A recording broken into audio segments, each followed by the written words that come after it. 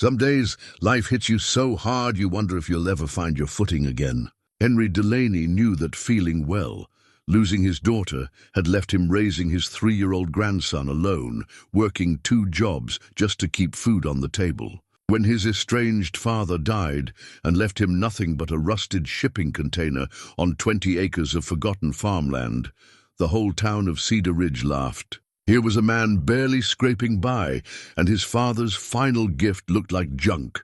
Everyone figured old Luther Delaney had played one last cruel joke, but Henry saw something different. He saw a chance to build something lasting for little Theo. What Henry created inside that container didn't just silence every doubter, it brought the whole community together in ways no one expected. What did Henry discover that changed everything for his family? Before we jump back in, tell us where you're tuning in from. And if this story touches you, make sure you're subscribed, because tomorrow I've saved something extra special for you. The alarm clock's shrill cry cut through the pre-dawn darkness at 4:30, just as it had every morning for the past 6 months. Henry Delaney's weathered hand reached across the narrow bed, silencing the sound before it could wake little Theo, who slept peacefully in the crib beside him. At 62, Henry's joints protested the early hour with familiar aches that reminded him of decades spent loading trucks at the warehouse. But there was no time for self-pity, not when a 3-year-old depended on him for everything. In the dim light filtering through threadbare curtains, Henry moved with practiced quiet through their small apartment. The 2-bedroom rental sat above Murphy's hardware store on Cedar Ridge's main street, its walls thin enough that Henry could hear old man Murphy coughing downstairs. The place wasn't much: peeling linoleum, a refrigerator that wheezed like an old dog, and a bathroom door that stuck in humid weather, but it was clean and safe, and that was all that mattered now. Henry paused at the kitchen counter where Theo's wooden toy truck sat beside a stack of bills. The truck, carved by hand decades ago, had belonged to Henry's daughter Carmen. She'd played with it countless hours, making engine noises as she pushed it across these same floors when they'd lived here together during her teenage years after her mother died. Now Carmen was gone too, taken by a drunk driver on a rainy Tuesday evening 6 months ago, leaving behind only this truck and the most precious gift imaginable, her son. The memory hit Henry like it always did, sudden and sharp, Carmen's laugh echoing through their old house, her voice calling Daddy when she needed help with homework, the proud smile on her face the day Theo was born. Henry closed his eyes and drew a slow breath, the way Pastor Williams had taught him. Some grief never leaves, it just learns to live alongside hope. By 5:15, Henry had coffee brewing and was laying out Theo's clothes for Mrs. Washington, the neighbor who watched him during Henry's morning shift at the warehouse. Dorothy Washington was 73, with silver hair always pinned in perfect waves and hands that could soothe any crying child. She'd raised 6 children of her own and buried a husband after 48 years of marriage. When Henry found himself suddenly responsible for Theo, Mrs. Washington had appeared at his door with a casserole and an offer to help. "That boy needs consistency," she'd said in her no-nonsense way. "You work, I'll watch him. We'll figure out the rest as we go." Henry dressed quickly in his warehouse uniform, navy blue shirt with Delaney stitched above the pocket, work boots that had seen better years, and a baseball cap to cover hair that was more gray than black these days. In the bathroom mirror, he saw a man who looked older than his years, lines carved deep by worry and loss. But his eyes still held something unbreakable, the same determination that had carried his family through generations of hardship. The Delaney family had worked this land for over a century, first as slaves, then as sharecroppers, always at someone else's mercy. Henry's great-grandfather had been born in the quarters behind the big house, had picked cotton until his fingers bled, had watched his own children sold away. But he'd survived, and he'd taught his family that survival wasn't just about enduring.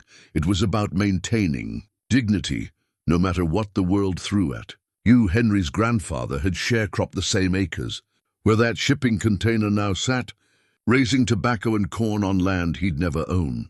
He died young, worn out by work and worry, but not before teaching Henry's father Luther about pride and persistence. Luther had been different, restless, always looking for something beyond the fields, something that would take him away from the memories of bondage that seemed to hang in the very air. When Henry was 12, Luther had left for the first time. "Going to find work in the city," he'd said, kissing Henry's mother goodbye and promising to send money. He'd kept that promise more or less, but the money came with distance. Luther would disappear for months, then return with stories of factory work in Detroit or construction jobs in Atlanta, staying just long enough to plant hope before leaving again. By the time Henry turned 18, Luther's visits had dwindled to Christmas cards and birthday money sent through the mail. Henry's mother, Emma, had raised him alone while working as a domestic for the white families in town. She'd never spoken ill of Luther, but Henry had seen the hurt in her eyes every time someone asked where her husband was. "Your daddy's got a restless spirit," she'd say, smoothing Henry's hair. "But that doesn't mean he don't love us." Henry had sworn he'd never be like that. When he met Maria at a church social and fell in love with her laugh, he'd promised himself he'd be the kind of husband and father who stayed. They'd been happy, raising Carmen in the little house on Elm Street, attending every school play and graduation. When Maria died of cancer when Carmen was 16, Henry had grieved, but never ran. He'd stayed, held his daughter through her tears, walked her down the aisle at her wedding to David, and danced at the reception until his feet hurt. Now David was gone too. Not dead, but might as well be. After the funeral, he'd packed his things and moved back to his mother's house in Tennessee, unable to look at Theo without seeing Carmen's eyes. Henry didn't blame him. Grief affected everyone differently. But it meant Theo was his responsibility alone. At 6:30, Henry knocked softly on Mrs. Washington's door. She answered immediately, as if she'd been waiting by the window, wearing her housecoat and a warm smile. "Morning, Henry. How's our boy today?" "Still sleeping. Had him up late last night. Kept asking when Mama Carmen was coming home." Henry's voice caught slightly. "Some days are harder than others." Mrs. Washington nodded with understanding. "Bring him on over when he wakes up. I've got pancake batter ready, and that cartoon he likes queued up on the television. I don't know how to thank you, Mrs. Washington. Honey, you don't thank family. We just take care of each other." Henry's first job was at Mitchell's warehouse, loading trucks for the morning delivery routes. The work was physical, lifting, stacking, organizing, but it paid decent wages, and the foreman, Big Jim Mitchell, had known Henry since high school. When Henry explained his situation, Jim had adjusted Henry's schedule to accommodate his childcare needs. "You're one of the good ones, Delaney," Jim had said. "We'll make it work." The warehouse smelled of cardboard and motor oil, filled with the familiar sounds of forklifts and conveyor belts. Henry worked alongside men half his age, keeping up through sheer determination and experience. During his lunch break, he'd call Mrs. Washington to check on Theo, treasuring the sound of his grandson's voice saying, "Hi, Grandpa Henry." His second job started at 2 in the afternoon, groundskeeper at Cedar Ridge Cemetery. It was quieter work, mowing grass and tending graves, but it gave Henry time to think. Sometimes he'd stop by Carmen's headstone, updating her on Theo's latest words and milestones. He'd tell her about his struggles with patience, his worry about money, his fear that he wasn't enough for a growing boy who needed so much more than Henry felt capable of giving. Tommy's grocery sat on the corner of Main and Oak, its red brick facade unchanged since Henry was a boy. Tommy Kowalski had inherited the store from his father and ran it with old-school values, extending credit to families in need, keeping prices fair, and treating everyone with respect regardless of their circumstances. When Henry's finances got tight, Tommy had quietly arranged for Henry to work evenings stocking shelves in exchange for groceries. "We take care of our neighbors here," Tommy had said, as if it was the most natural thing in the world. The evening shift gave Henry time with Theo after picking him up from Mrs. Washington's. They'd walk to the store together, Theo riding on Henry's shoulders and pointing out dogs and flowers and airplanes. While Henry worked, Theo would sit in the back office with a coloring book, occasionally running to the front to help bag groceries or greet customers with his infectious smile. Pastor Williams at Mount Olive. Baptist had been Henry's spiritual anchor through the storms of the past months. A man in his 50s with gentle eyes and calloused hands from his day job as a carpenter. Pastor Williams understood the weight of raising children alone. He'd done it himself after his wife died. "Young, the Lord doesn't give us burdens we can't bear," he'd remind Henry after particularly difficult weeks, but he never said we had to bear them alone. The church community had rallied around Henry, and Theo in ways that still surprised him. Meals appeared on their doorstep, clothes in Theo's size showed up in bags left by the door, and there was always someone willing to watch Theo if Henry needed to handle business. It was the kind of support Henry remembered from his childhood, when communities still looked after each other. On this particular Tuesday morning, as Henry loaded boxes at the warehouse, his phone buzzed with a call from Peterson and Associates, the law firm handling Luther's estate. Henry almost didn't answer. Lawyers had never brought good news in his experience, but something made him step outside and take the call. "Mr. Delaney? This is Janet Peterson. We have the paperwork ready for your father's bequest. When would be convenient for you to come in?" "Bequest?" Henry had laughed, but not with humor. "Ma'am, my father left me a rusted shipping container on some worthless land. I'm not sure that qualifies as a bequest. Sir, I think you might be surprised. Could you come in this afternoon? Say around 4? Henry had agreed, more out of curiosity than hope. He'd arranged for Mrs. Washington to keep Theo an extra hour and driven his 15-year-old pickup truck to the lawyer's office on the nicer side of town. The waiting room smelled of leather and expensive coffee, making Henry acutely aware of his work clothes and calloused hands. Janet Peterson was a woman in her 40s, with kind eyes and a professional manner that didn't talk down to him. She'd spread papers across her desk, deeds, surveys, and legal documents that might as well have been written in a foreign language. "Mr. Delaney, your father's estate is more complex than it initially appeared. The shipping container and 20 acres are indeed yours, free and clear. But there are some additional items you should know about." She'd handed him a manila envelope, sealed and marked with his name in Luther's careful handwriting. Inside, Henry found a brass key and a handwritten note that read, "Son, I know I wasn't the father you deserved, but maybe this can be the start of something better. Look inside before you judge. All my love, Luther." Now, driving toward the property for the first time since inheriting it, Henry felt a mixture of emotions he couldn't quite name. The land sat 5 miles outside Cedar Ridge, down a dirt road that wound past kudzu-covered fences and abandoned barns. Henry remembered this area from his childhood. His grandfather had worked tobacco fields nearby, and young Henry had sometimes ridden along during harvest season.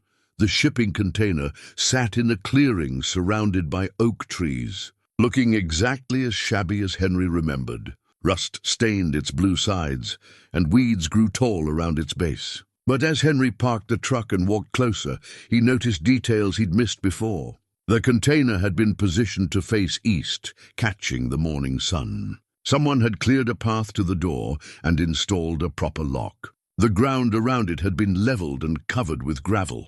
Henry inserted the brass key and turned it. The heavy door swung open with a metallic groan, and sunlight flooded into the interior.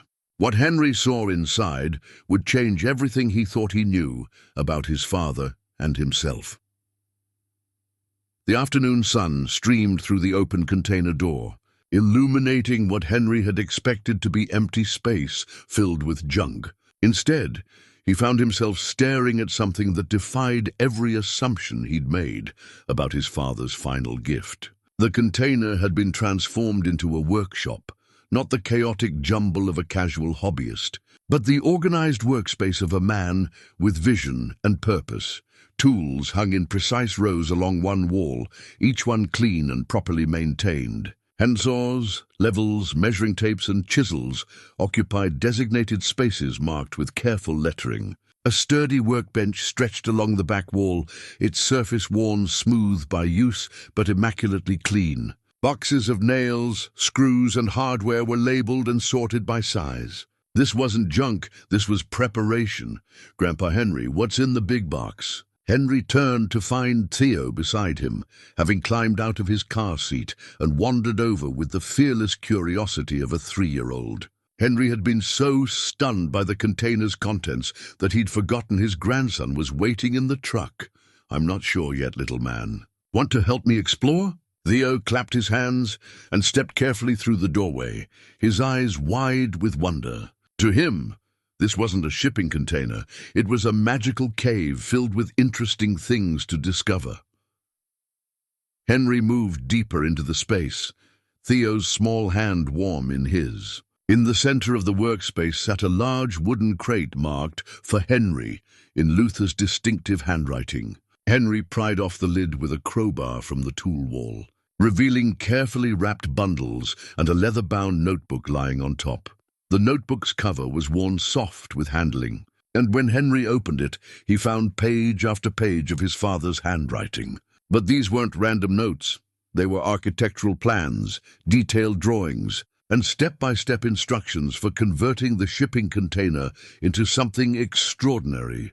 "Container Home Conversion Project," read the title page.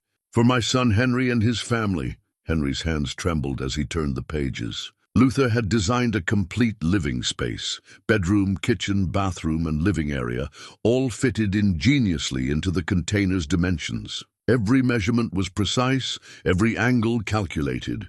Electrical plans, plumbing diagrams, and detailed material lists filled dozens of pages. At the bottom of each page, Luther had written encouraging notes. "Take your time with this step," or "Don't worry if it seems complicated. You're smarter than you know.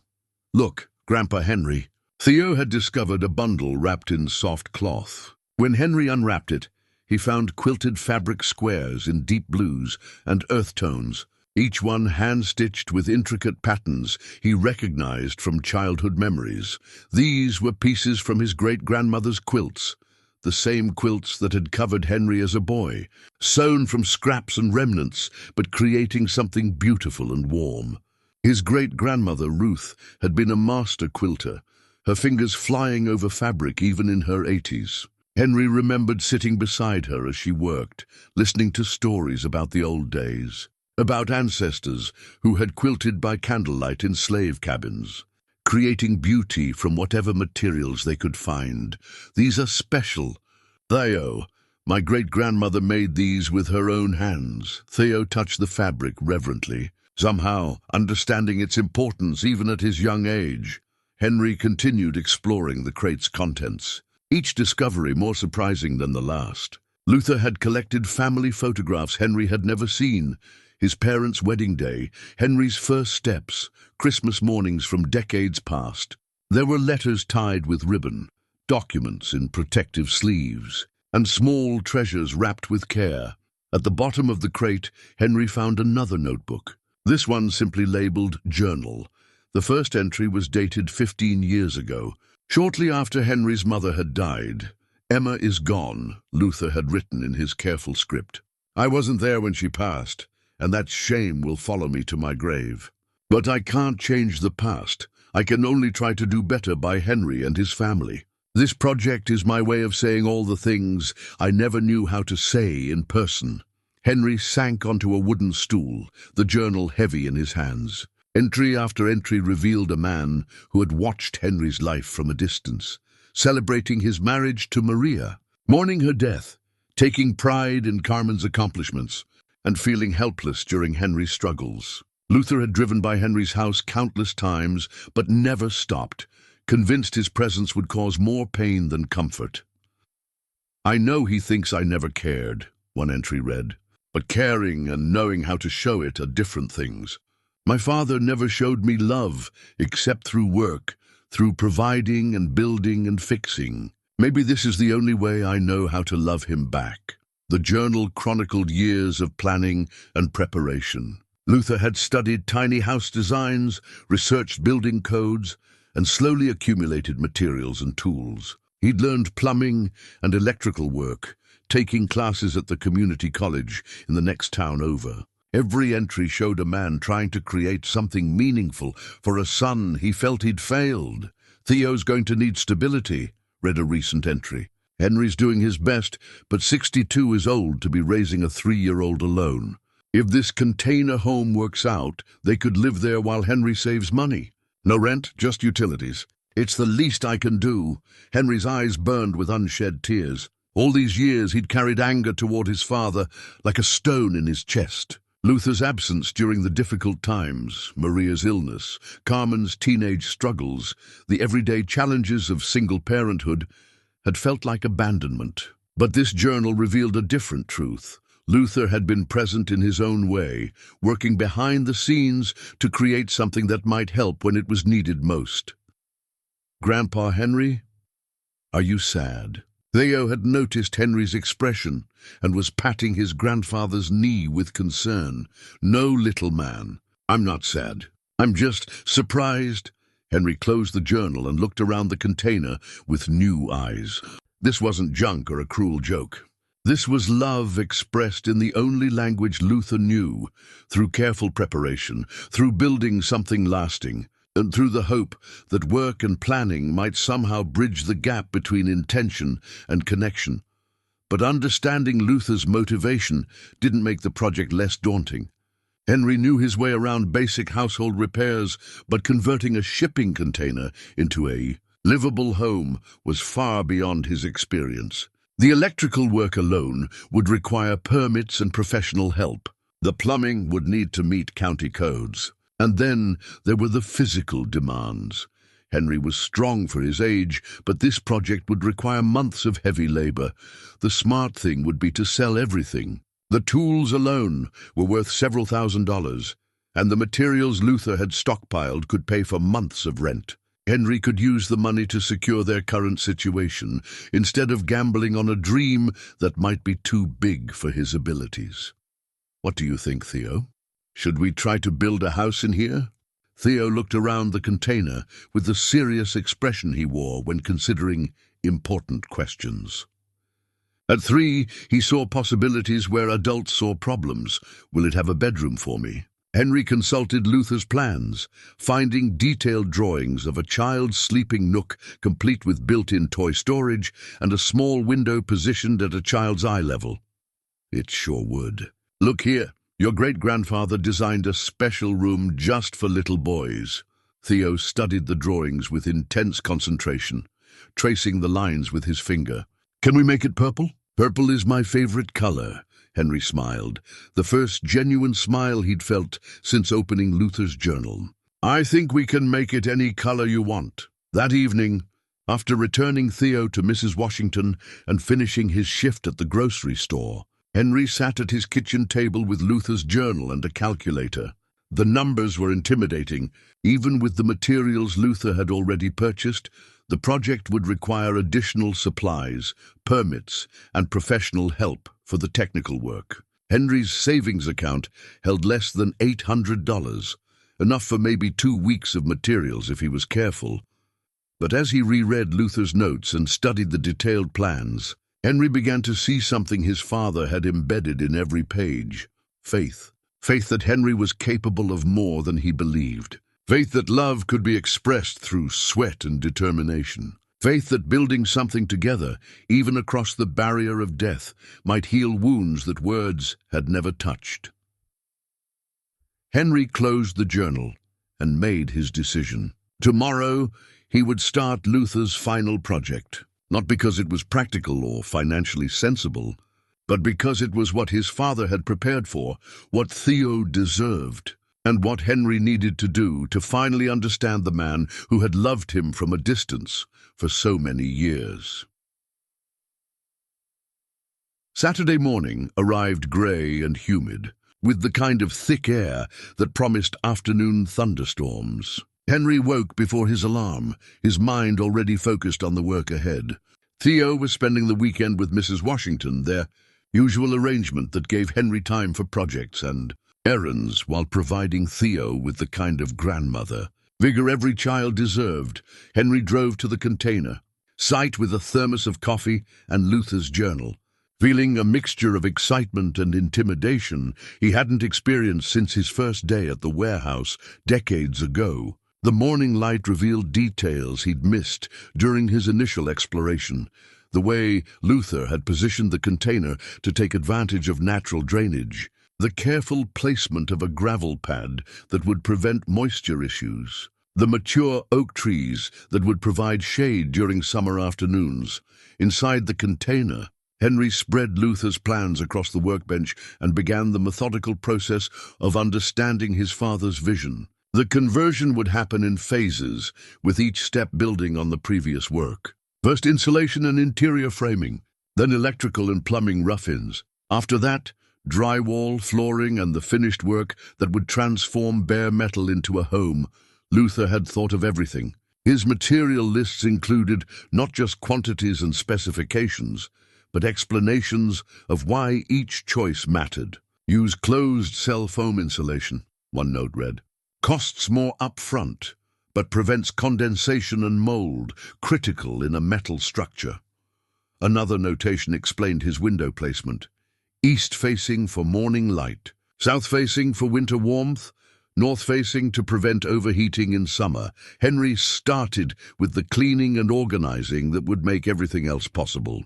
Years of storage had left the container dusty and cluttered, even with Luther's careful organization. As Henry worked, he discovered more treasures hidden among the supplies.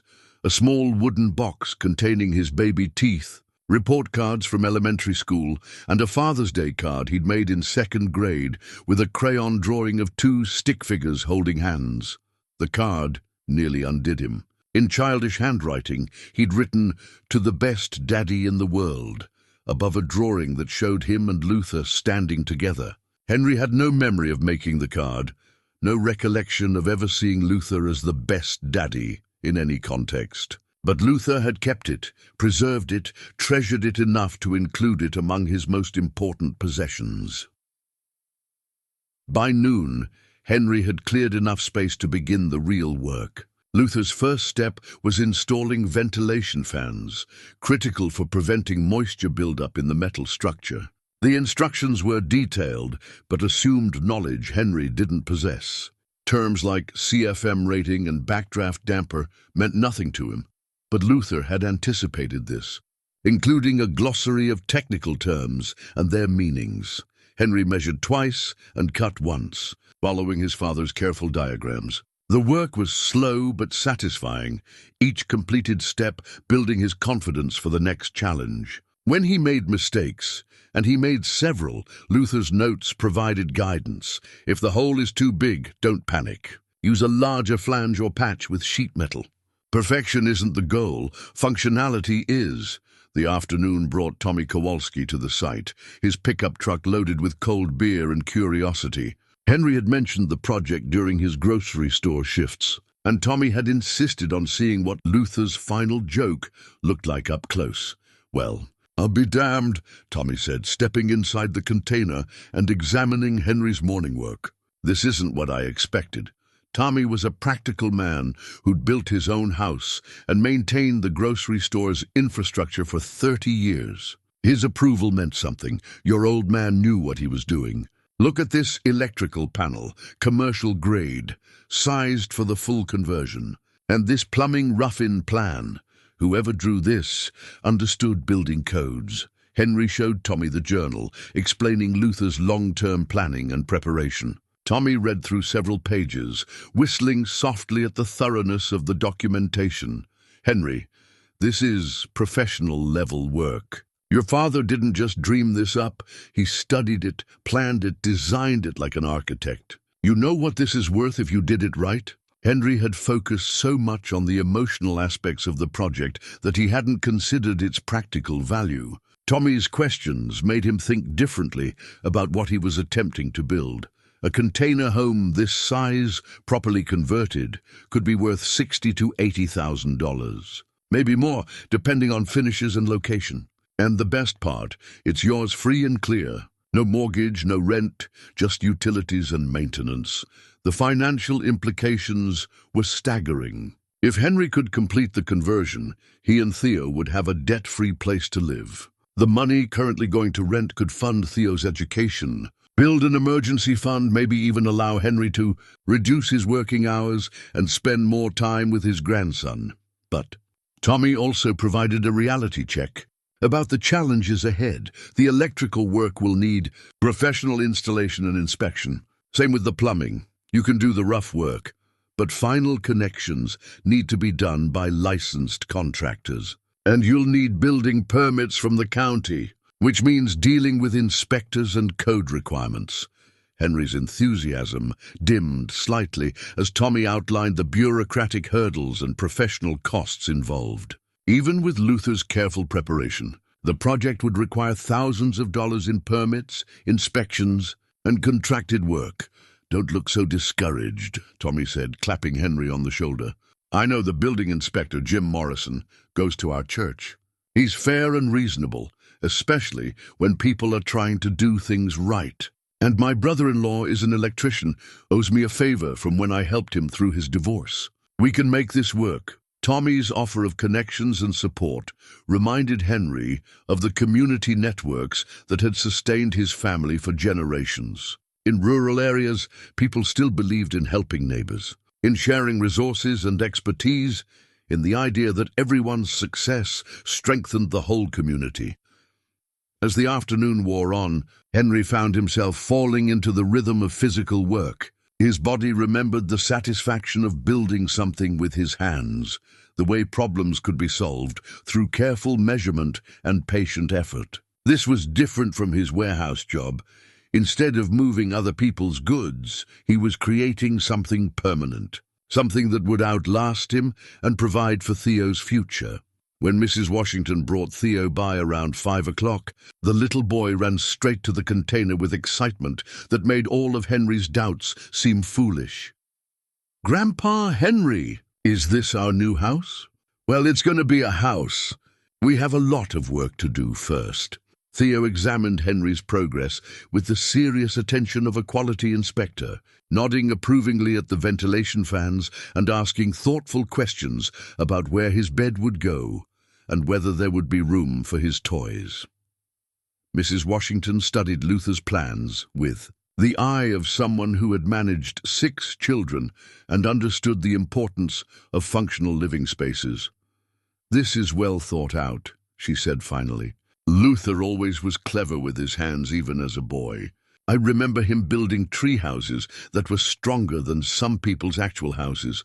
You knew my father when he was young?" "Honey, I've lived in Cedar Ridge my whole life. I knew Luther before he got restless, before he started running from his problems. He was a good boy who grew into a complicated man. But complicated doesn't mean unloving." Mrs. Washington's words carried the weight of decades of observation and experience. In small communities, everyone's story was known, everyone's struggles witnessed, everyone's attempts at redemption, either supported or judged by their neighbors. "Are you really going to live in the big box?" Theo asked, tugging on Henry's work pants. "What do you think? Would you like to live in a house we built ourselves?" Theo considered this with the gravity he brought to all important decisions, then broke into a grin that made Henry's heart swell with love and determination. "Can we paint it purple?" "We can paint it any color you want, little man." Word about Henry's container project spread through Cedar Ridge with the efficiency of all small-town news. By Monday morning, Henry found himself fielding questions and comments everywhere he went. At the warehouse, at the cemetery, at Tommy's grocery store.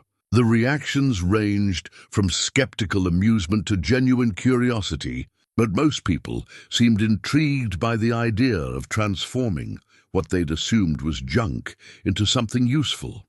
"Heard you're building yourself a tin can mansion," Big Jim Mitchell said during Henry's lunch break at the warehouse. The comment drew laughter from the other workers, but Jim's tone wasn't mocking. "My wife's been reading about those tiny houses on the internet. Says they're getting popular with folks who want to simplify their lives." Henry appreciated that Jim had done some research instead of simply dismissing the project. It was the kind of thoughtful response Henry had learned to expect from his boss, a man who believed in understanding before judging. Luther left detailed plans. "It's more complex than I initially thought, but Tommy Kowalski thinks it's doable. Tommy knows construction. If he's optimistic, that's a good sign. You need any help with the heavy lifting? Let me know. Some of the boys here might be willing to lend a hand on weekends." The offer touched Henry deeply. These men had their own families and responsibilities, but they understood the importance of community support. It was the same spirit that had helped raise barn buildings and harvest crops in generations past. The recognition that some challenges were too big for one person, but manageable for many working together. That evening, Henry sat at his kitchen table with Luther's journal and a different box he'd found tucked behind the tool cabinet, a wooden container marked "Personal." Inside, wrapped in soft cloth, was the family Bible that had belonged to Henry's great-grandmother, Ruth. The leather binding was worn smooth by generations of handling, and the pages were filled with pressed flowers, handwritten notes, and family records dating back to the 1800s. But what stopped Henry's breath was discovering Luther's additions to the sacred text. In margins throughout the New Testament, his father had written prayers, not the formal language of church liturgy, but the desperate, heartfelt pleas of a man wrestling with his failures and seeking guidance for redemption. "Lord, help me know how to love my son better," read one notation beside a passage about forgiveness. "I know I've failed him, but maybe it's not too late to do something right." Another prayer, written in shakier handwriting that suggested recent illness, was inscribed beside the parable of the prodigal son. "I was the one who left, but maybe I can still come home in my own way." Help Henry understand that this project is my love letter to him and his family. The Bible contained pressed flowers from Emma's funeral, ticket stubs from Carmen's high school graduation that Luther had apparently attended from a distance, and newspaper clippings about Henry's work at the warehouse and his involvement in church activities. Luther had been watching, caring, documenting his family's life even while maintaining his self-imposed exile. Henry found himself crying, not the bitter tears of anger he'd shed over Luther's absence, but something deeper and more complex. Grief for the relationship they'd never had. Gratitude for the love Luther had tried to express in his limited way. And something approaching forgiveness for a man who had done his best with the emotional tools he'd inherited from his own difficult childhood. When Mrs. Washington brought Theo home the next evening, she found Henry still studying the Bible and Luther's journal, making notes about the conversion project and trying to understand his father's vision. "You're getting to know Luther better than you ever did when he was alive," she observed, settling into Henry's kitchen chair with the familiarity of family. "Did you know he was religious? I never saw him in church. Never heard him speak about faith. Honey, some people find God in sanctuaries, and some find him in solitude. Your father was always more comfortable talking to the Lord than talking to people. Doesn't make his faith less real." Mrs. Washington had brought cornbread and soup, and while she served dinner, she shared memories of Luther that Henry had never heard. He used to help elderly folks with their yard work, never wanted credit or recognition, just did it because it needed doing. And during that bad winter, when the Johnson family lost their house to fire, Luther was one of the first people to show up with tools and materials. He didn't stay for the community dinner afterward, but he worked harder than anyone to get that family back on their feet. These stories painted a picture of Luther that complicated Henry's understanding of his father's character. The man who couldn't stay for family dinners had quietly served his community. The father who struggled with emotional intimacy had expressed love through anonymous acts of service.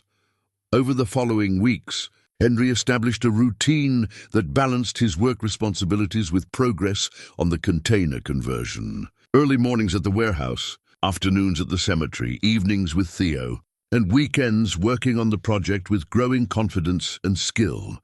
Tommy's brother-in-law, Pete Kowalski proved to be invaluable help with the technical aspects of the electrical work. A wiry man in his 40s, with calloused hands and infinite patience, Pete examined Luther's electrical plans with professional appreciation. Your old man knew his stuff. This panel layout meets current code requirements, and he sized everything for future expansion. You could add solar panels later if you wanted to go off-grid. Pete's willingness to help at cost, charging only for materials and permits, made the electrical work financially feasible.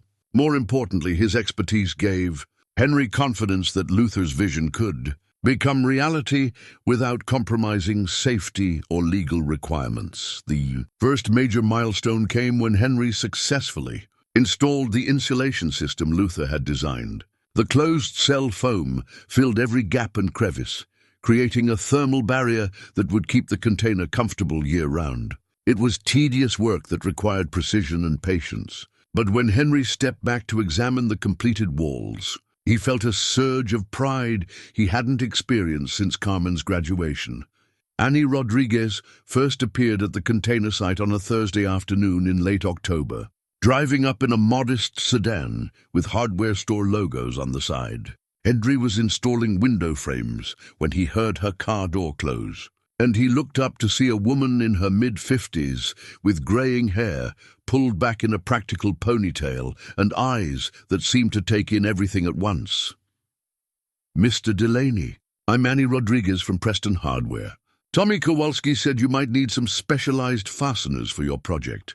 Henry climbed down from the stepladder, wiping his hands on a shop rag. Annie's presence felt different from the casual curiosity of other visitors. She moved through the container space with the confidence of someone who understood construction and wasn't easily impressed. "Tommy mentioned you were doing professional quality work." He wasn't exaggerating. Annie examined Henry's insulation job and window installations with an expert eye. "This is better than most contractor work I see. My father left detailed instructions. I'm just following his plans. Plans are one thing, execution is another. You've got natural ability." Annie's approval meant more than Henry expected. As the owner of Preston Hardware, she'd seen countless construction projects and worked with contractors throughout the region. Her respect wasn't given lightly. "Tommy said you might have some advice about flooring options. My father's plans call for luxury vinyl plank, but there are so many choices I'm not sure where to start." Annie spent an hour walking Henry through flooring options, explaining the pros and cons of different materials, discussing installation techniques, and helping him understand how to balance cost with durability. Her knowledge was comprehensive, but she shared it without condescension, treating Henry as a peer rather than a novice. "You're building this for your grandson?" she asked, noting the child-height window and built-in toy storage in Luther's plans. "Theo's 3. Lost his mama 6 months ago in a car accident. It's just the two of us now." Annie's expression softened with understanding that came from personal experience. "I raised my daughter alone after my husband died. It's not easy, but children are resilient, especially when they know they're loved." The conversation revealed that Annie was a widow who'd taken over her late husband's hardware business and built it into one of the most successful stores in the region. She understood the challenges of single parenthood, the weight of financial responsibility, and the satisfaction of building something lasting with your own hands. If you need advice or run into problems, don't hesitate to call. I've seen enough construction disasters to help you avoid the common mistakes. As October turned into November, Henry's progress accelerated. The electrical rough-in passed inspection on the first try, thanks to Pete's expertise and Luther's thorough planning. The plumbing installation proved more challenging, but Henry tackled each step methodically, reverting constantly to his father's detailed diagrams and notes.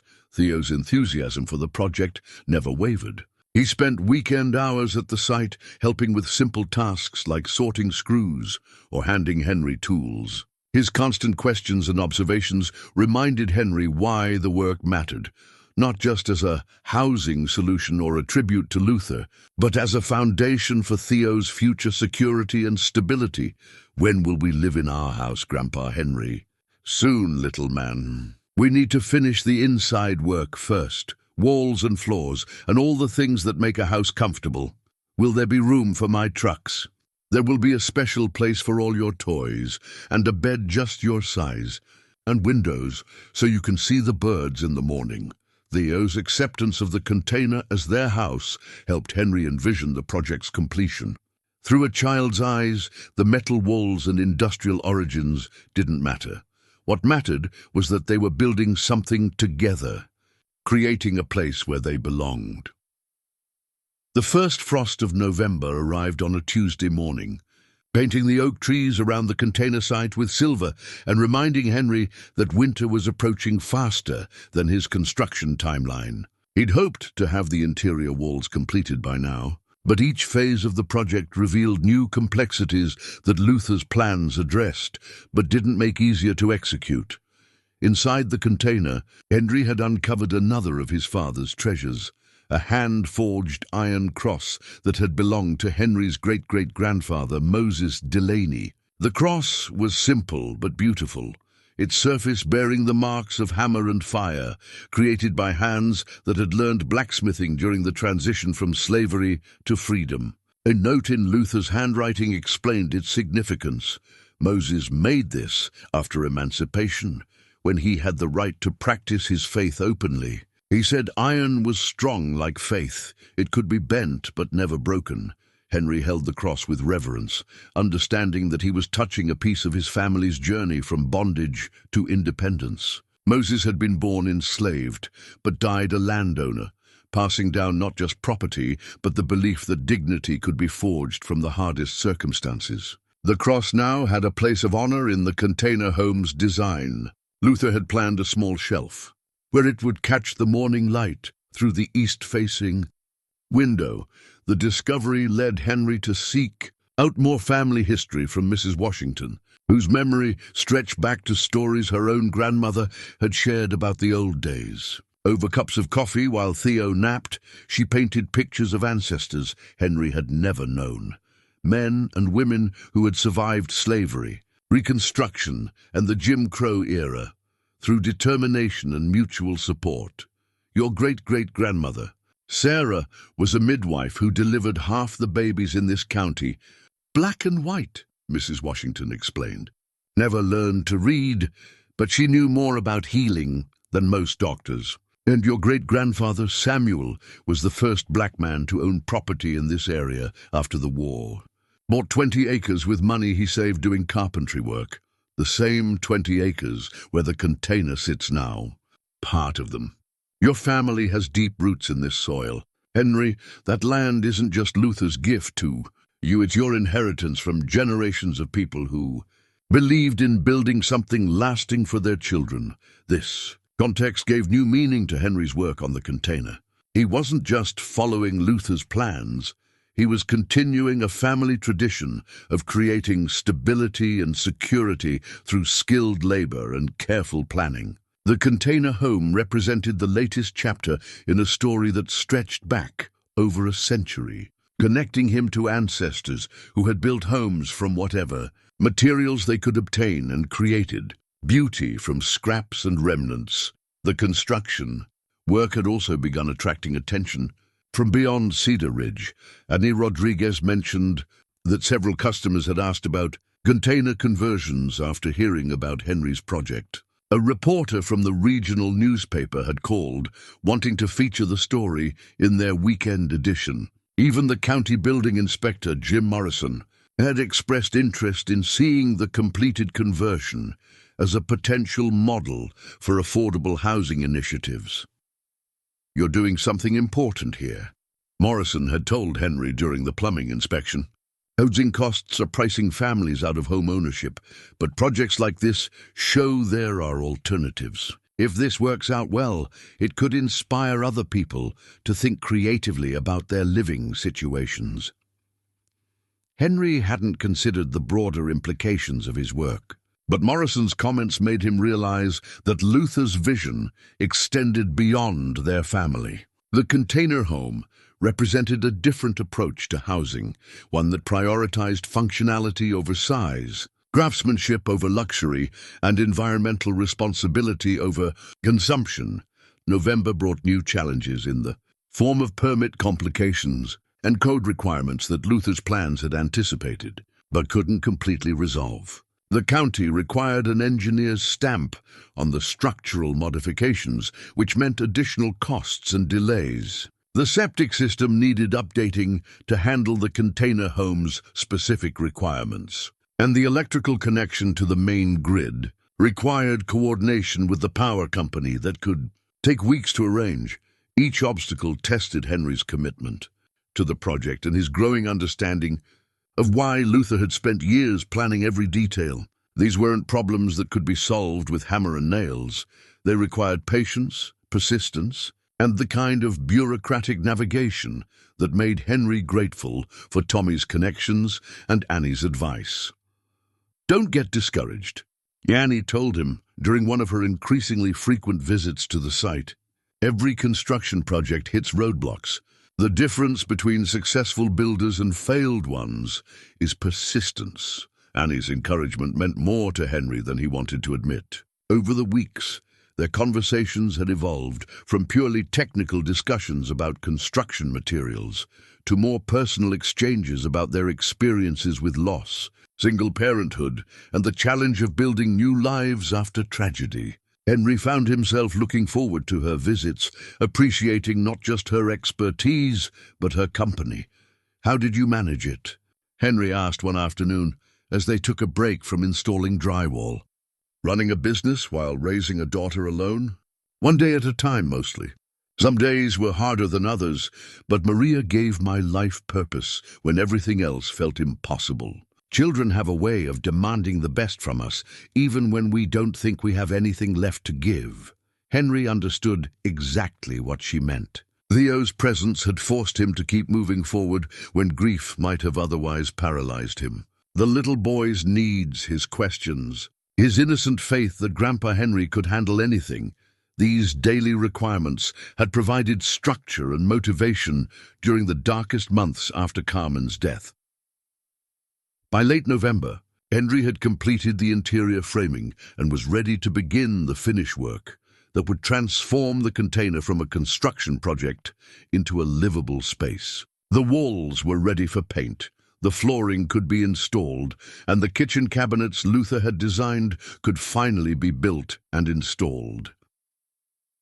Theo's excitement grew with each visible improvement. He could now see the outline of his bedroom, complete with the built-in bunk bed and toy storage Luther had designed.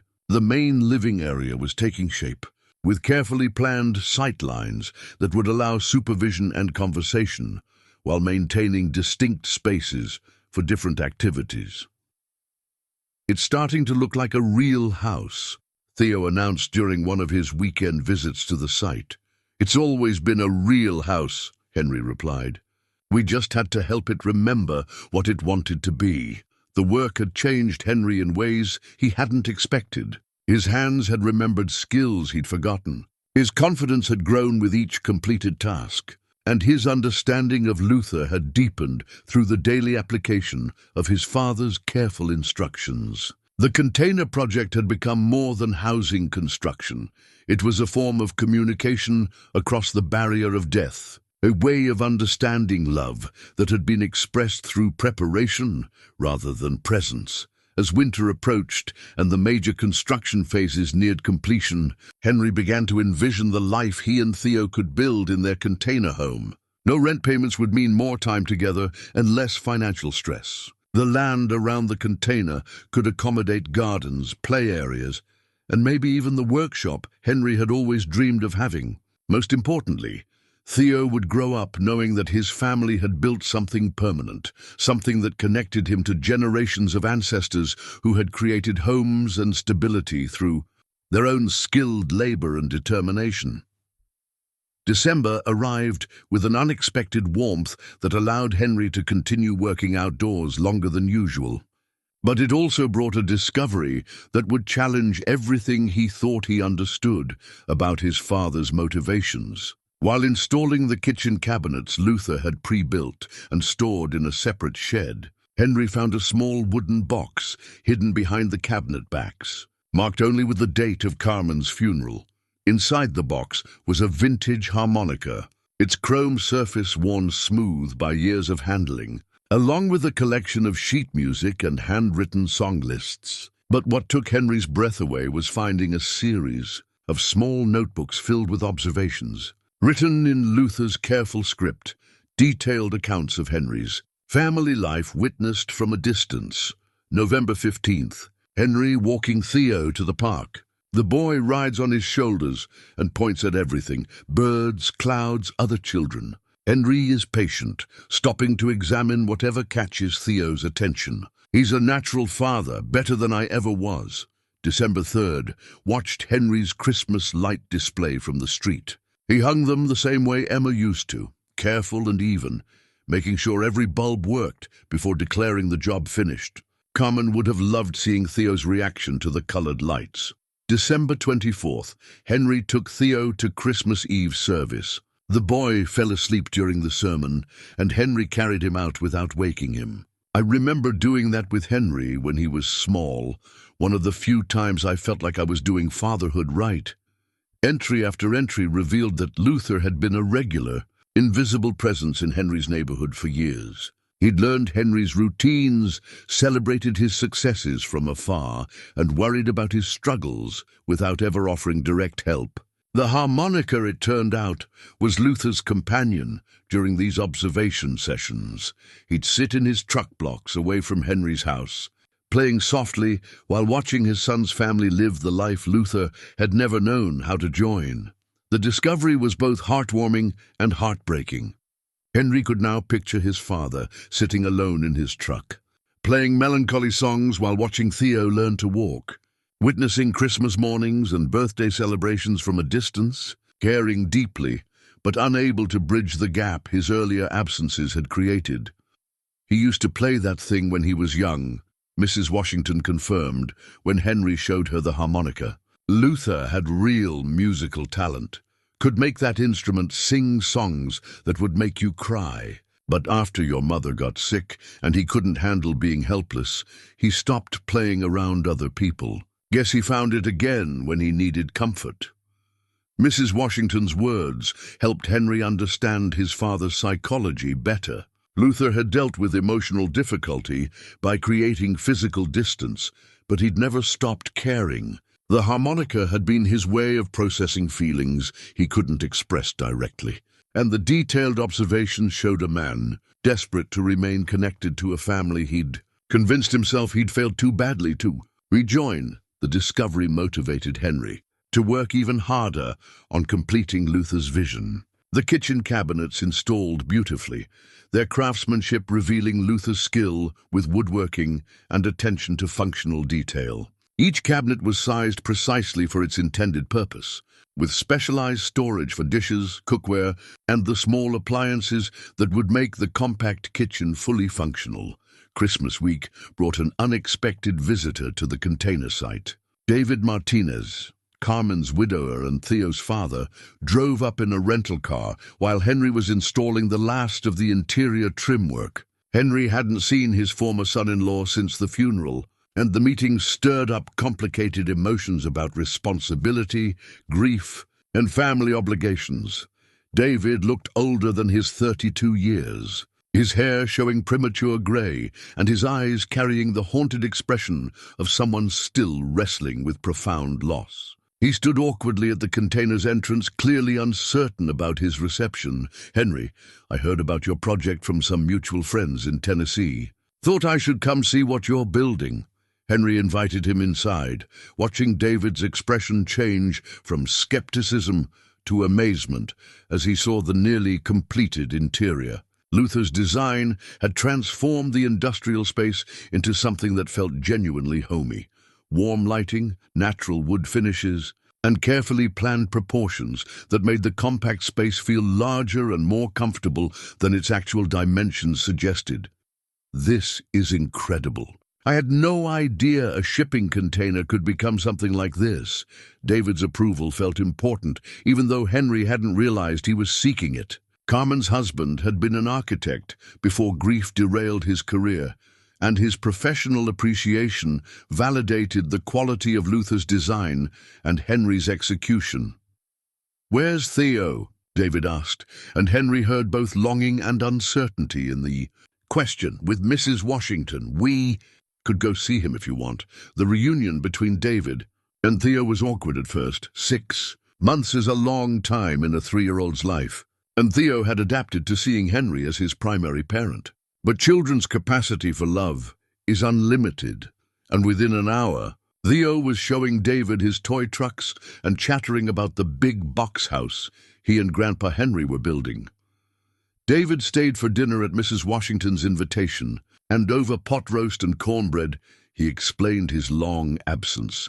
"I couldn't handle being around anything that reminded me of Carmen. Every time I looked at Theo, all I could see was what we'd lost, instead of what we still had. I thought leaving would make the pain stop, but it just made everything worse." Henry understood. Grief affected everyone differently, and David's response, running from reminders of loss, wasn't uncommon or unforgivable. The important thing was that he'd found the strength to come back. "Theo needs his father," Henry said carefully.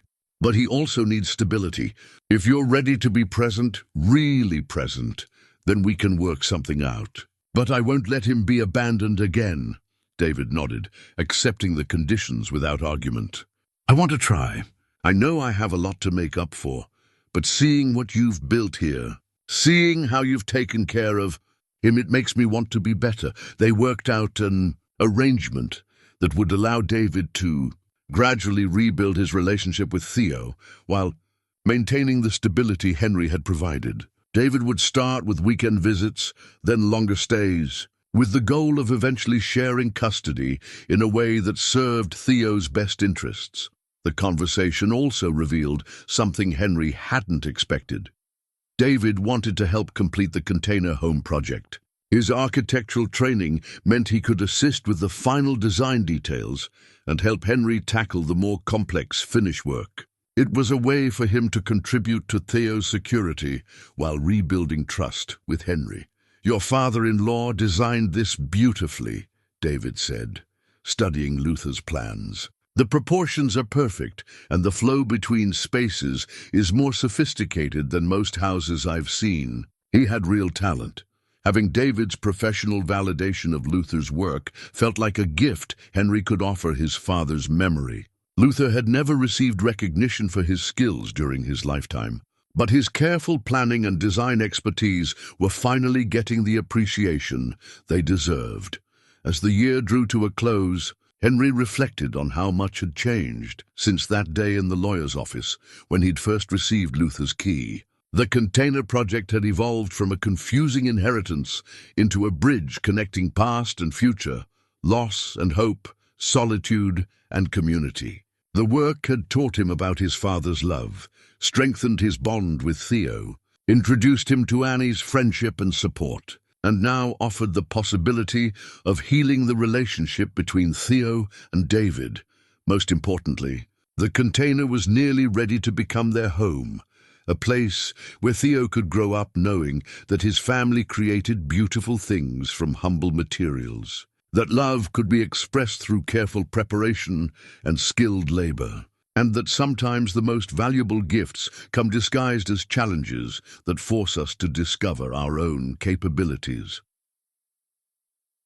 January brought the kind of bitter cold that made outdoor work nearly impossible. But it also brought Janet Peterson's phone call that would change everything Henry thought he knew about his inheritance and his father's long-term planning. The lawyer's voice carried an excitement that Henry had never heard during their previous conversations about Luther's estate. "Mr. Delaney, I need you to come to the office as soon as possible. We've discovered some additional documents that significantly impact your inheritance. There are mineral rights involved that we didn't initially understand." Henry drove to the lawyer's office through a landscape painted white with frost, his mind racing through possibilities. Mineral rights could mean coal, natural gas, or even oil resources. That might be valuable, but would also complicate his plans for the container home and the peaceful life he'd envisioned for himself and Theo, Janet Peterson's office felt warmer than usual, and she greeted Henry with a smile that suggested good news rather than complications. Spread across her conference table were survey maps, geological reports, and legal documents that looked far more complex than anything Henry had seen during the original estate proceedings. "Your father was more strategic than any of us realized," Janet began, pointing to a detailed property survey that showed the 20-acre parcel with notations Henry couldn't interpret.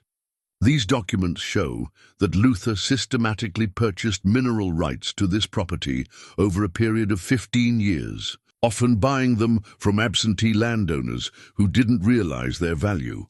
Henry studied the maps, trying to understand what he was seeing. The 20 acres Luther had left him were outlined in red, but there were additional markings that suggested a much larger area of interest. "What kind of minerals are we talking about?" "Oil, primarily. This region has seen increased drilling activity over the past decade, and preliminary surveys suggest your property sits above a previously unidentified oil deposit." Luther commissioned several geological studies, paid for them out of his own pocket over the years. Janet handed Henry a folder containing reports from petroleum engineers, geological surveys, and correspondence with drilling companies. The technical language was beyond Henry's understanding, but the dollar figures were clear enough to make his hands shake. Conservative estimates suggest the mineral rights to your property could be worth between $300,000 and $500,000, depending on extraction costs and market prices. "But Henry, there's more." She opened another folder containing what appeared to be legal contracts and financial statements. Luther didn't just buy mineral rights. He negotiated leasing agreements with energy companies that haven't been activated yet. He set up everything so that you could begin receiving royalty payments immediately if you choose to authorize drilling. Or you could sell the rights outright for a lump sum. Henry sank into his chair, overwhelmed by the implications. The rusty shipping container that had seemed like his father's final joke was actually the centerpiece of a carefully orchestrated financial plan that could provide security for generations. Why didn't he tell me any of this while he was alive? There's a letter here that might explain his reasoning. Janet handed Henry a sealed envelope marked to be opened only after mineral rights are explained. Inside, Henry found several pages written in Luther's familiar handwriting, dated just 3 months before his death. "Son," the letter began, "if you're reading this, it means the lawyers have finally figured out what I spent 15 years putting together. I kept this secret because I wanted you to understand the container project first, to see what we could build together even if money wasn't the motivation. The mineral rights are your inheritance, but the container home is your education." Luther's letter explained his strategy in detail. He'd recognized the oil potential of the region years before most landowners, and he'd quietly acquired mineral rights whenever they became available. But instead of pursuing immediate development, he'd waited, planning a legacy that would provide both financial security and the life skills necessary to manage unexpected wealth responsibly. "I've watched too many people destroy their lives with sudden money," Luther wrote, "but I've also seen what happens when good people don't have enough resources to protect their families. This inheritance is designed to give you choices, not solutions. The container project teaches you that satisfaction comes from building something meaningful, not buying something expensive." The letter continued with detailed instructions about the drilling leases, royalty agreements, and investment strategies Luther recommended.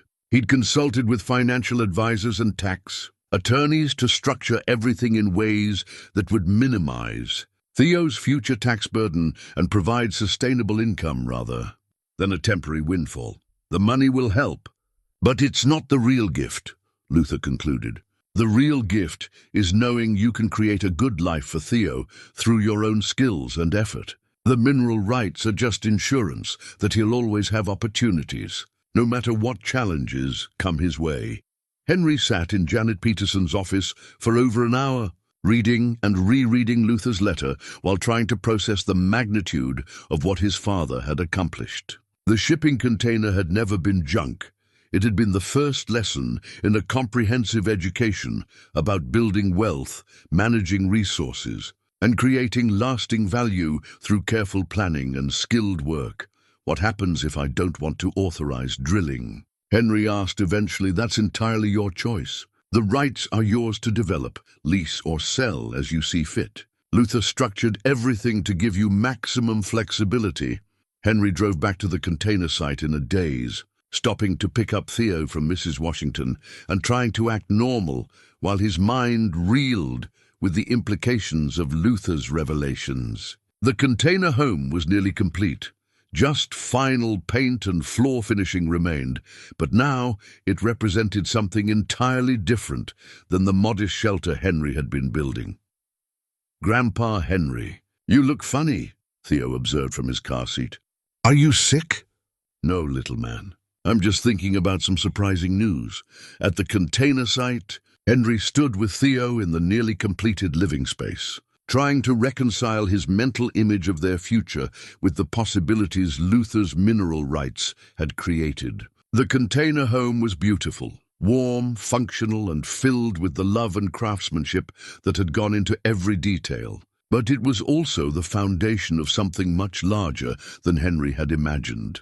That evening, Henry called Annie Rodriguez and asked if she could come by the site. He needed to talk to someone who understood both construction projects and business decisions, someone whose judgment he trusted to help him think through the implications of Luther's gift. Annie arrived within an hour, bringing coffee and the practical wisdom Henry had come to depend on. When he explained the mineral rights discovery and showed her Luther's letter, her reaction was measured and thoughtful. "This doesn't change what you've built here," she said, gesturing to the container home's interior. "This place is still beautiful, still functional, still exactly what you and Theo need. The mineral rights just mean you have more choices about your future, but everything feels different now. I was building this because we needed affordable housing. Now it might look like I'm some rich man playing at being poor. Henry, you're not rich yet. You're a man with potential assets and difficult decisions to make. The work you've done here, the skills you've learned, the relationship you've built with Theo through this project, none of that changes based on what might be under the ground." Annie's perspective helped Henry understand that Luther's strategy had been more sophisticated than simple wealth creation. The container project had taught Henry that he could solve complex problems through patience and careful planning. The mineral rights gave him resources to apply those skills on a larger scale. But the fundamental lesson remained the same. Meaningful security came from building something lasting, not just accumulating money. "What would you do?" Henry asked. "I'd finish the container home exactly as planned.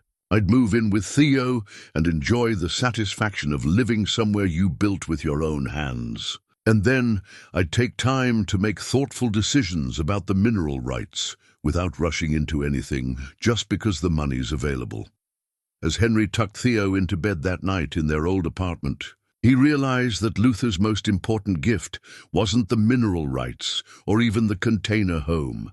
It was the knowledge that love could be expressed through careful preparation, that security came from developing skills and relationships rather than just accumulating wealth, and that the most valuable inheritance was the confidence to face whatever challenges the future might bring. February brought the final phase of the container home project and Henry's decision about how to handle Luther's mineral rights inheritance. After weeks of consideration and consultation with financial advisors Janet Peterson had recommended, Henry chose a middle path that honored both his father's intentions and his own values. He would lease a portion of the drilling rights to generate steady income while retaining ownership of the majority, ensuring long-term financial security for Theo, without compromising the peaceful life they were building. The drilling lease would generate enough monthly income to allow Henry to reduce his working hours and spend more time with Theo, while the retained rights represented an insurance policy that could fund Theo's education and provide for emergencies. It was exactly the kind of balanced approach Luther had hoped his son would choose, using the resources wisely rather than being overwhelmed by them. With the financial pressure relieved, Henry could focus on completing the container home as a labor of love rather than economic necessity. The final details, crown molding, cabinet hardware, light fixtures, required the same careful attention Luther had demanded throughout the project. But now, Henry approached each task with the patience of someone who understood that the journey was as important as the destination. Annie Rodriguez had become an increasingly important part of that journey. Her visits to the container site had evolved from professional consultations to something that felt more like partnership. She contributed not just expertise, but emotional support, understanding both the technical challenges of the construction project and the personal growth it represented for Henry. Their relationship had developed slowly, built on mutual respect and shared values rather than romantic impulse. "I've been thinking," Annie said one Saturday afternoon as they installed the final kitchen backsplash tiles. "When you and Theo move into the container home, you're going to need help with childcare if you're planning to reduce your work hours. My daughter's away at college, and I've got more flexibility with the store's staffing now." The offer was made casually, but Henry understood its significance. Annie was suggesting a deeper involvement in their lives, a willingness to become part of the family structure he was building for Theo. "Are you sure you want to take on a 62-year-old man and his handful of a grandson?" "Henry, I've been alone for 8 years since Roberto died. I forgot how nice it is to have people to care about, to have projects that matter beyond just making money. You and Theo have reminded me what family feels like." Her words touched something deep in Henry's heart that had been closed off since Maria's death. He'd focused so completely on being strong for Carmen, and later for Theo, that he'd forgotten his own need for companionship and partnership. Annie offered both, along with the practical support that would make his reduced work schedule possible. David Martinez had also become a regular presence at the container site, using his architectural training to help with design details while rebuilding his relationship with Theo. The 3-year-old had gradually accepted his father back into his life, and David was proving reliable in ways that gave Henry confidence about shared custody arrangements. "You've built something special here," David told Henry as they installed the final interior doors. "Theo's going to remember this project for the rest of his life, how his grandfather taught him that you can create beautiful things if you're willing to work for them." David's transformation from the grief-stricken man who'd abandoned his responsibilities into someone ready to be a father again had been remarkable to witness. The container project had provided him with concrete ways to contribute to Theo's life while processing his own. Emotional healing, the community's response to Henry's project had evolved as dramatically as the container itself. What had begun as skepticism and mockery had transformed into genuine admiration and interest. Neighbors who had laughed at Luther's junk inheritance now stopped by regularly to check on progress and ask questions about tiny house construction. The local newspaper had featured the project in a weekend spread that generated inquiries from people throughout the region who were considering similar conversions. Pastor Williams had asked Henry to speak at Mount Olive Baptist about the spiritual lessons he'd learned through the construction process, how physical labor could be a form of prayer, how following detailed instructions required the same faith and patience as spiritual growth, and how building something lasting required both vision and daily commitment. "This project has taught me about forgiveness in ways I never expected," Henry planned to tell the congregation. "I learned that my father loved me through preparation rather than presence, and that love can take forms we don't recognize until we're ready to understand them." Mrs. Washington had become the project's unofficial chronicler, documenting each phase with photographs and maintaining a scrapbook that would preserve the transformation for Theo's future children. Her pictures captured not just the physical changes to the container, but the emotional journey Henry had traveled, from skeptical heir to confident builder, from struggling single guardian to capable family patriarch. "This project saved you," she told Henry one afternoon as they reviewed her photographs. "When Carmen died, you were barely holding on. But having something to build, having your father's guidance even after he was gone, that gave you purpose beyond just surviving." Mrs. Washington's observation was accurate. The container project had provided Henry with something to work toward during the darkest period of his life, a reason to get up each morning beyond just meeting Theo's immediate needs. The physical labor had been therapeutic, the problem-solving had engaged his mind, and the gradual progress had rebuilt his confidence in his ability to handle whatever challenges life presented. By early March, the container home was essentially complete. The interior space had been transformed from industrial storage into something that felt genuinely homey. Warm wood tones, carefully planned lighting, and built-in furniture that maximized every square foot while maintaining the comfortable proportions Luther had designed. Henry had integrated each of the family artifacts discovered during the construction process into the home's design. Moses's hand-forged cross held a place of honor on the eastern wall, where morning light would illuminate its weathered iron surface. The quilt squares from his great-grandmother Ruth had been incorporated into window treatments that added color and warmth while maintaining privacy. Luther's Bible sat on a custom-built shelf alongside the journals that had documented both the construction process and his father's spiritual journey. The final week before their planned move-in date, Henry discovered Luther's last surprise, a sealed envelope marked "To be opened when the project is complete." Inside, he found a collection of photographs that took his breath away. Images of Luther watching Henry's family from a distance during holidays, birthday parties, school events, and ordinary moments that had seemed private at the time. The photographs revealed the full extent of Luther's invisible presence in their lives. There were pictures of Carmen's high school graduation taken from the back of the auditorium. Shots of Henry teaching Theo to walk captured from across the street. Images of Christmas morning celebrations photographed through windows from yards away. Each picture was accompanied by a brief note in Luther's handwriting, proud observations about his family's milestones and achievements. June 15th. Theo took his first steps today. Henry was so patient, encouraging him to try again every time he fell. "I wish I had been that patient when Henry was learning to walk." December 25th. Henry strung Christmas lights exactly like Emma used to do, testing each bulb before hanging them. Some traditions survive even when the people who taught them are gone. March 3rd. Watched Henry reading bedtime stories to Theo. The boy fell asleep in his lap, and Henry sat there for 20 minutes afterward, just holding him.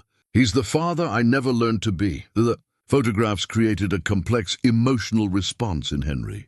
Gratitude for Luther's caring attention mixed with sadness about the distance his father had maintained even while documenting their lives so carefully. But alongside the mixed emotions came understanding. Luther had been present in the only way he knew how, loving them from a distance because he believed his closer presence would cause more harm than good. The final photograph in the collection showed Luther standing beside the empty shipping container on the day he'd had it delivered to the property. His expression captured determination mixed with hope, the look of a man implementing a plan he'd spent years developing. On the back, Luther had written, "This is my letter to Henry and Theo. I pray they can read it." Correctly.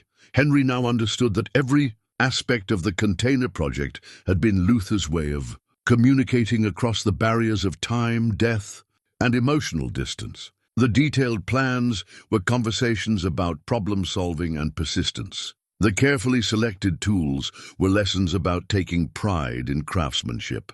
The family artifacts were connections to ancestral wisdom and resilience. The mineral rights were insurance that future generations would have choices and opportunities.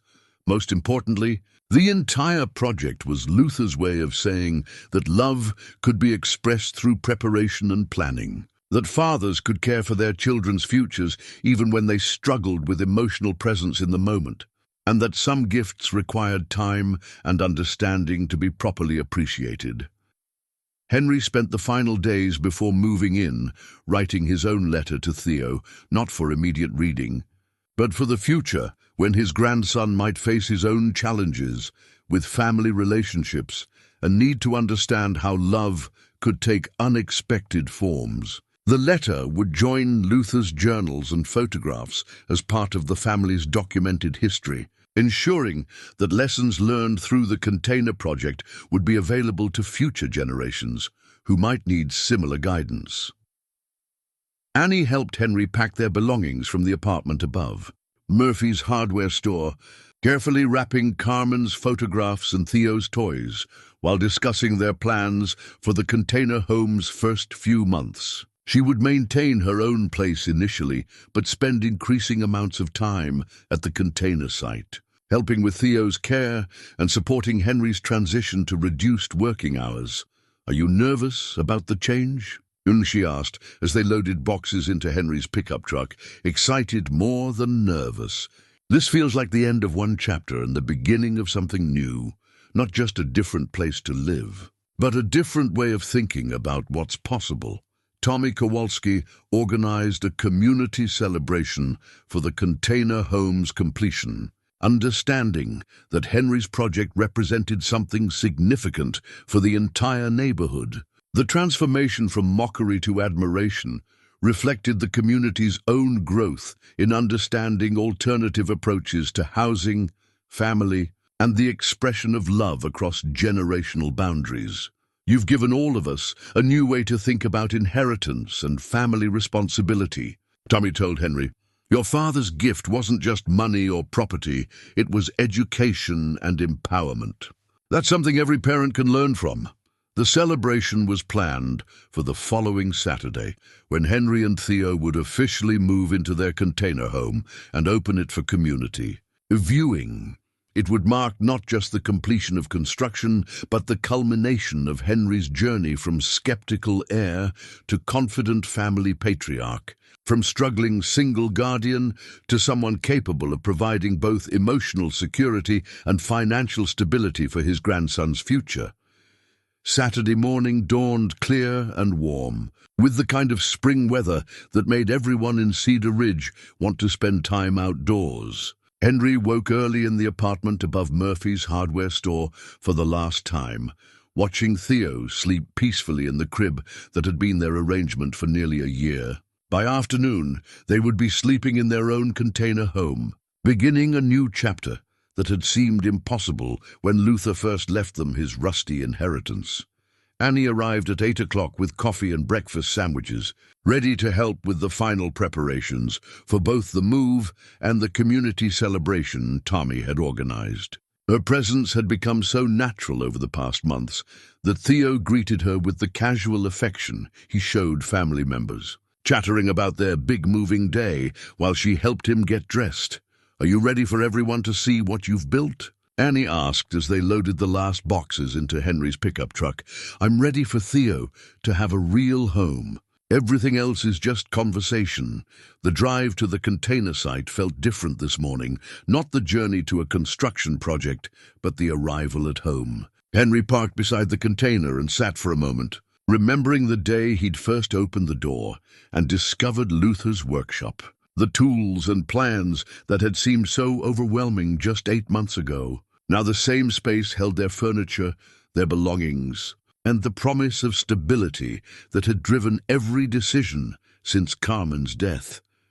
Theo ran immediately to his new bedroom, exclaiming with delight at the built-in bed, the toy storage, and the window positioned perfectly for a 3-year-old to watch birds in the oak trees. His excitement was infectious, reminding Henry why all the hard work and problem-solving had been worthwhile. David arrived mid-morning, with flowers for the celebration and a contribution Henry hadn't expected. A professional, photo album documenting the container's transformation from delivery to completion. He'd been taking pictures throughout the construction process, creating a visual record that would preserve the project's evolution for Theo's future reference. "I wanted him to have something that showed how this place came together," David explained, flipping through pages that captured everything from Henry's first nervous attempts at electrical work to Theo's excitement during each weekend visit. Someday he'll want to understand how his grandfather and great-grandfather worked together to build his childhood home. The album was beautiful, not just documentation, but artistry that revealed David's eye for composition and meaning. Pictures of Henry's hands working with Luther's tools, images of sunrise streaming through newly installed windows, photographs of Theo helping with construction tasks, all combined to tell the story of family, healing and renewal through shared purpose. Mrs. Washington arrived at noon with covered dishes and the photo album she'd been maintaining. Throughout the project, her pictures captured different moments than David's. Emotional reactions, community responses, the gradual transformation of neighbors' attitudes from skepticism to admiration. Together, the two albums created a complete record of how the container project had changed not just Henry and Theo's living situation, but their place in the community. "Look at this one," Mrs. Washington said, pointing to a picture of Henry reading Luther's journal while Theo napped beside him in the partially completed container. "This is when you really started understanding your father's intentions. I could see it in your face, the anger turning into something else." Henry studied the photograph, surprised by what Mrs. Washington had captured. His expression showed concentration, mixed with something that looked like wonder. The moment when Luther's careful planning had begun making emotional sense alongside the practical guidance. As the afternoon approached, neighbors and friends began arriving for the celebration. Tommy Kowalski had spread the word throughout Cedar Ridge and beyond, and Henry was amazed by the turnout. People who had mocked Luther's junk inheritance now waited in line for tours of the completed home, their expressions showing genuine curiosity and respect for what had been accomplished. Pastor Williams arrived with several members of Mount Olive Baptist, eager to see the physical results of the spiritual journey Henry had shared with the congregation. Jim Morrison, the county building inspector, brought city council members who were interested in the container home as a model for affordable housing initiatives. Even Janet Peterson, the lawyer who had delivered Luther's original inheritance, came to witness the completion of her former client's long-term plan. But it was the reactions of complete strangers that touched Henry most deeply. A young couple struggling with housing costs asked detailed questions about conversion techniques and material expenses. A recent widower inquired about the emotional aspects of taking on a major construction project alone. A grandmother raising her grandchildren wanted to understand how the container home's compact design could work for multi-generational families.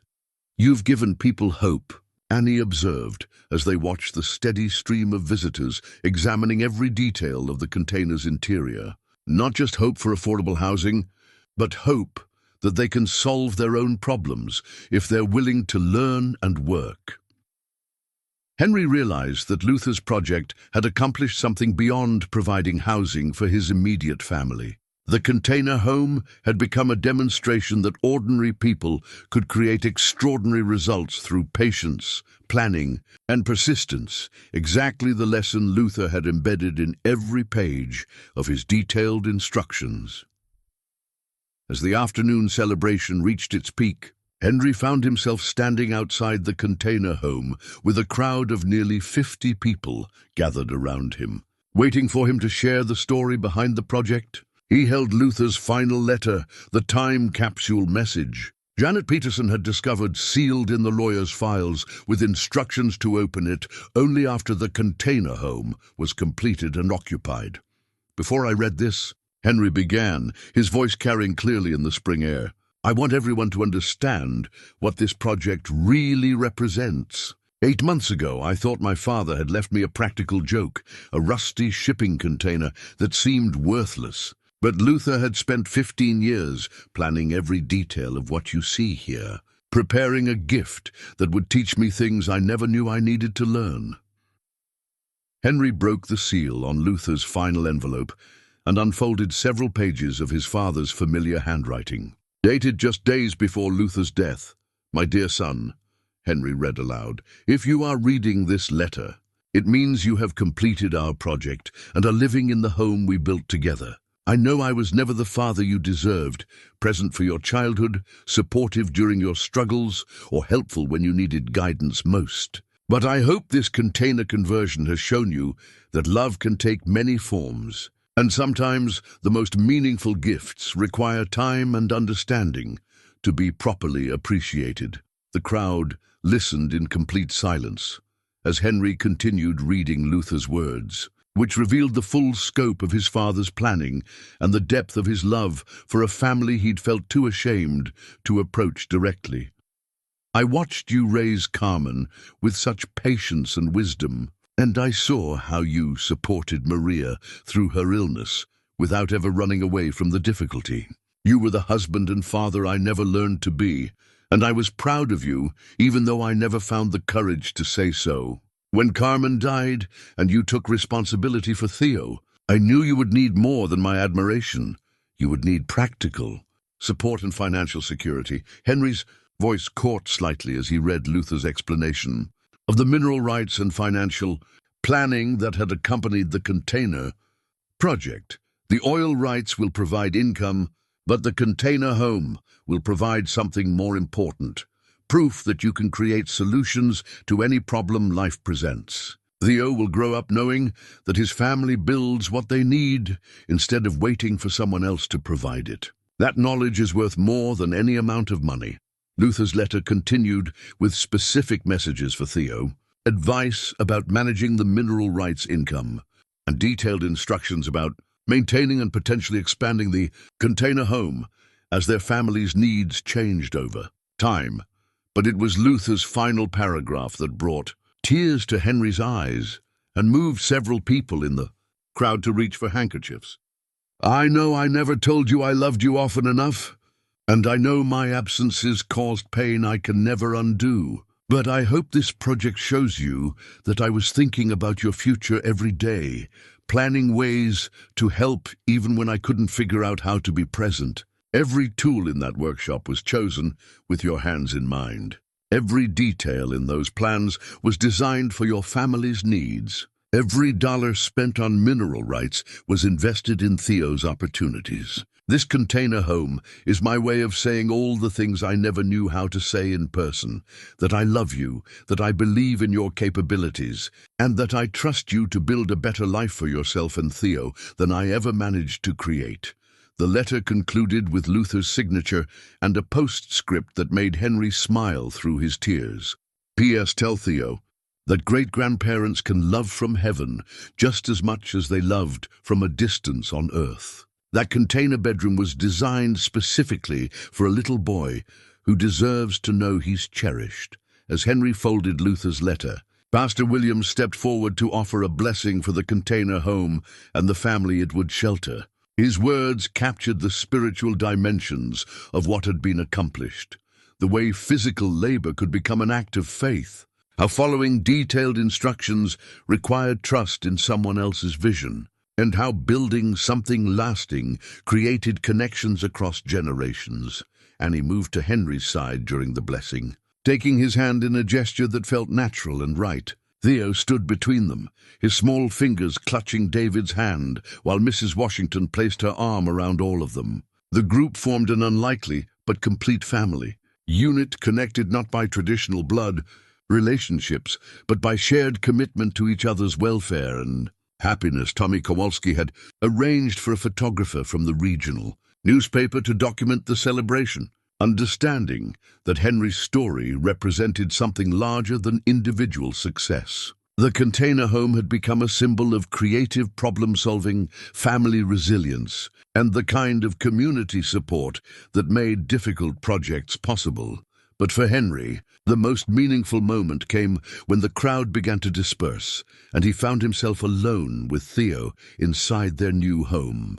His grandson climbed into the built-in bed Luther had designed specifically for him, looked around the room with satisfaction and declared, "I like our house. Grandpa Henry, it feels like it was made just for us." "It was, little man. Your great-grandfather spent years making sure everything was exactly right for our family. Will you tell me stories about him?" Every night if you want. "We have lots of stories to share." 6 months after moving into the container home, Henry sat on the front porch, he'd added, using techniques learned during the original conversion, watching Theo play in the garden where Luther's ashes were buried beneath a young oak tree. The morning light filtered through leaves that were just beginning to show autumn colors, and the peaceful scene felt like the fulfillment of every hope Luther had embedded in his careful plans. The mineral rights lease had generated steady income that allowed Henry to reduce his warehouse hours to part-time, giving him more time with Theo and the flexibility to take on occasional carpentry projects that had emerged from his reputation as a skilled container converter. 3 other families in the region had hired him to help with similar conversions, and Henry found satisfaction in passing along the techniques Luther had taught him through detailed instructions and patient practice.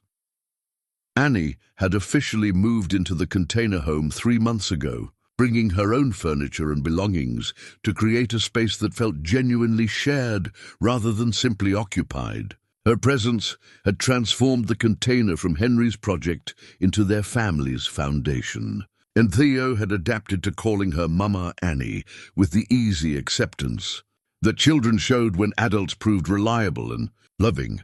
The container home had been featured in a national magazine about innovative housing solutions, generating inquiries from people across the country who were considering similar projects. Henry had created a simple website with construction photos and basic guidance, understanding that Luther's vision could inspire solutions for other families facing housing challenges or seeking alternatives to traditional homeownership. But the most meaningful recognition had come from Theo himself. Now 4 years old and full of questions about his great-grandfather's planning and his own family's history, Henry had established a bedtime routine of reading from Luther's journals and showing pictures from the construction process, helping Theo understand that their home represented generations of family wisdom and love. "Tell me about the day you found Great-Grandpa Luther's tools," Theo requested on this particular evening, settling into his bed with the wooden truck that had belonged to his mother Carmen. Henry opened Luther's original journal to the page that described his first discovery of the container's workshop interior, reading aloud about his initial confusion and growing understanding of his father's intentions. Theo listened with the concentrated attention he brought to important stories, occasionally asking questions about specific tools or construction techniques. "Will you teach me to build things like Great-Grandpa Luther taught you? When you're older, we'll start with simple projects and work our way up to bigger challenges. Building skills are like reading skills. You develop them gradually through practice and patience." The promise felt significant, not just about carpentry instruction, but about continuing the tradition of preparing children for independence and self-reliance that stretched back through generations of Henry's family. Theo would grow up knowing how to solve problems with his hands, how to create solutions instead of waiting for others to provide them, and how to express love through careful preparation and skilled work. David Martinez had become a consistent presence in their lives, spending alternate weekends with Theo and contributing to his support in ways that complemented, rather than competed with Henry's primary parenting role. The shared custody arrangement had evolved naturally as David rebuilt his emotional stability and proved his commitment to consistent involvement in his son's life. "You saved my relationship with Theo," David told Henry during one of their regular conversations about parenting strategies and future planning. "If you hadn't been willing to maintain stability while I figured out how to handle my grief, I might have lost him completely." Henry understood that David's gratitude wasn't necessary. Caring for Theo had been natural and rewarding rather than burdensome, but he appreciated the acknowledgement of how complex their family situation had been and how well it had ultimately resolved. The container home had also strengthened Henry's connection to his broader community in ways he hadn't anticipated. Church members regularly stopped by to check on their progress and share news about their own home improvement projects. Tommy Kowalski had become a close friend who helped with maintenance tasks and celebrated every milestone in Theo's development. Mrs. Washington remained an integral part of their daily routine, providing childcare support and maintaining her role as family historian through continued documentation of their growth and changes. Most surprisingly, the container home had attracted the attention of housing advocates and policymakers who saw it as a model for addressing affordable housing challenges in rural areas. Henry had been invited to speak at a conference about alternative building techniques, and several municipalities had inquired about zoning changes that would accommodate similar projects. "You've accidentally become an expert." Annie laughed as Henry prepared for another speaking engagement. "Luther probably didn't expect his inheritance to turn you into a housing advocate, but Henry understood that Luther's planning had anticipated exactly this kind of ripple effect. The container project was designed to demonstrate possibilities rather than simply solve immediate problems, to show other people that they could create their own solutions if they were willing to learn and work.